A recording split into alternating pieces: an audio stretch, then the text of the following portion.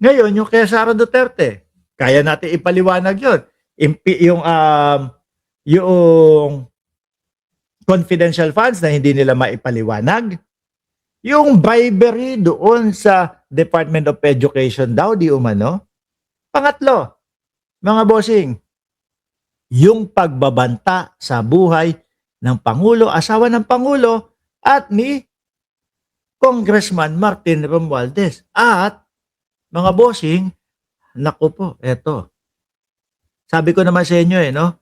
Sa 4 o 5 na reklamo doon sa impeachment ng Vice Presidente, ang pinaka nakikita ko na mahihirapan silang mailusot ho, mga kababayan, ay yung banta sa buhay ni Pangulo, asawa ng Pangulo, at pinsan ng Pangulo. Sabi ni I.M. Batman, tuwang-tuwa si Nato Pasio, nakapunto sila kay Remulla.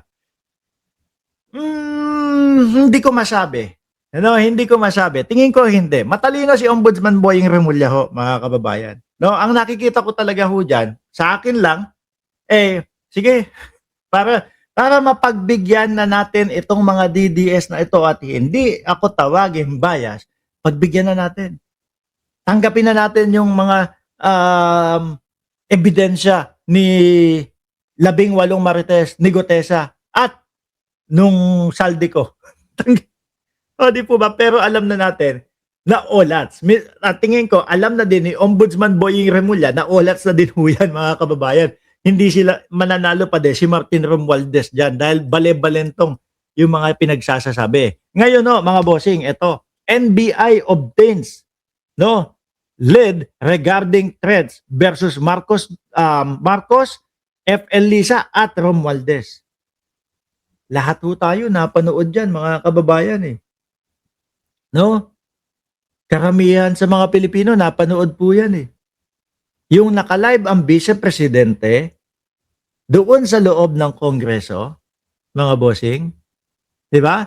Naka-live ang Vice Presidente doon sa loob ng Kongreso, mga kababayan. Ang sinabi,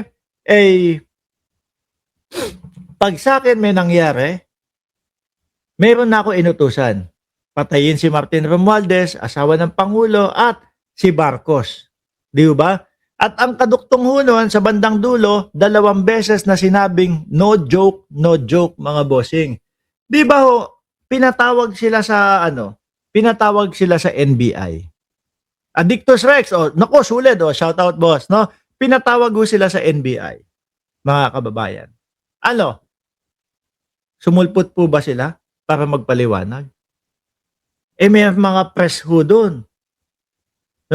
May mga press ho doon na kung ikaw gusto mo ng simpatya ng taong bayan, lulilitaw ka doon at ipapaliwanag mo, hindi ganun ang ibig ko sabihin at hindi ko pinagbabantaan ang buhay ni Bongbong Marcos, asawa ni Marcos, at pinsan ni Marcos. Ganito ang ginawa ko, ganito para marinig ng taong bayan. Pero bakit po sila hindi sumisipot? Kasi mahirap idepensa. Mismong narinig ng mamamayang Pilipino. Di ba, Ma'am Trexie Villa? Kung sakali po, mga kababayan, ito yung magliligwak mismo sa Vice Presidente, na ma-impeach po, mga bossing. Kaya po, yung mga yan, mga boss Chipamo, sir, lagi pong sinasabi sa mga DDS, mag-e-explain kami sa tamang venue, sa tamang lugar. Pero behind the scene, ang ginagawa po nila, nagmamakaawa sa Supreme Court. Humihingi ng saklolo sa Supreme Court para wag umabot doon sa tamang lugar at para hindi sila makapag-explain. Diba? Hindi ko nga alam kung anong level ng pagiging uto-uto itong mga DDS Pero mo, sasabihin sa inyo, mag-explain kami doon sa Senado. Tapos ang ginagawa nila, Supreme Court, tulungan nyo naman po kami na wag nang ipatuloy yung impeachment laban sa akin kasi mahina ebidensya. Di ba? Naintindihan nyo yung mga DDS? Ang hirap maging DDS. Sa totoo lang mga kababayan, hindi mo alam kung ano ang paniniwalaan doon sa mga iniidolo mo. Basahin ko to. The National Bureau of Investigation o NBI said Saturday it is already following a lead regarding the alleged threat against President Bongbong Marcos Jr., Lisa Araneta Marcos, and former former Speaker Ferdinand Martin Romualdez. Eto pa, si Gutesa may sinabi, no, na may inilaglag na mga hitman daw po, mga kababayan, doon sa kanyang salaysay. Base din po yon, kung di ako nagkakamali, Ombudsman Boying Remulla.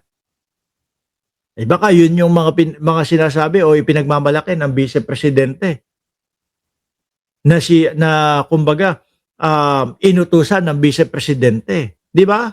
Sabi ni Addictus Rex, sabi ko, Gutesa, the most credible witness. O tsaka yung 18 marites. Isama mo na yung video ni ni Martin Romualdez. Ang hirap po niyan.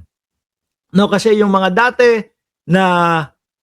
dati nagde-debunk, dinedebunk si Orly Gutesa, dinedebunk yung 18 marites, dinedebunk yung video ni Martin Romualdez, kailangan po nilang paniwalaan ngayon yun.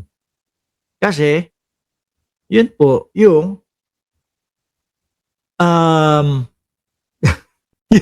yun yung panghahawakan nila na ebidensya laban kay Martin Romualdez, mga kababayan.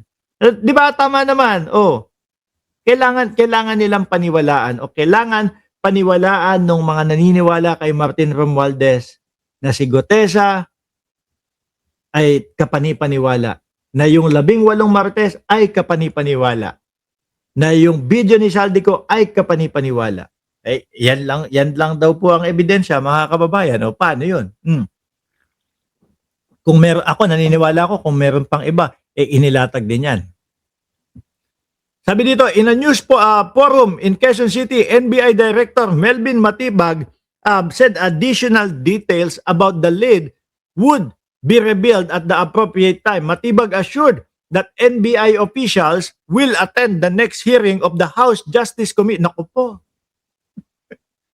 Maganda pala. Kailan ba yun? No?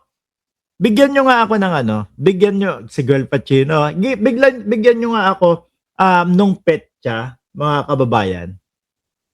Kung kailan yung susunod na kung kailan yung susunod na hearing doon sa Kongreso. No? Kasi maganda ho ito, mga bossing. At ito mismo, yung pag-uusapan. Tignan natin. Panigurado, si Michael Poa, a-attend dyan. Yung abogado ni Sara Duterte. Tignan natin, gusto nating marinig, Abril 29, sabi ni Ma'am Neng Gigi, kung paano idedepensa ni Michael Poa yung mga pagbabanta sa buhay ng Vice Presidente. Or baka tuluyan ng walang umattend sa kanila. Kung maririnig nila na ito yung pag-uusapan at a-attend yung NBI, mga kababayan, at ang magiging mismong topic ko itong pagbabanta sa buhay, baka ang mangyari po niyan, hindi po sila umattend ulit. Mga bossing, bakit? Pag umattend, paano nila ipapaliwanag yun? Sige nga. Baka madiin lang ho sila, mga bossing.